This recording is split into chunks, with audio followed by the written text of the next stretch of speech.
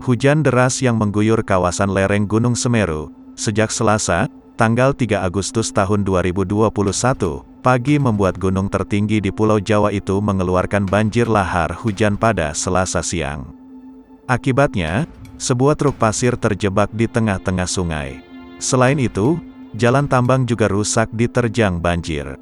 Banjir lahar hujan Gunung Semeru ini terjadi di Sungai Rejali, Desa Bades, Kecamatan Pasirian. Volume air yang cukup besar membuat aktivitas penambangan pasir terhenti secara total. Para penambang pasir mengaku takut lantaran banjir kali ini cukup besar. Sebuah truk juga nampak terjebak di tengah sungai ini. Saat itu sopir truk yang usai mengisi material pasir bermaksud mencuci mobilnya dari sisa pasir yang menempel di bagian samping truknya. Naas, saat ia asyik membersihkan truknya, banjir lahar hujan datang secara tiba-tiba.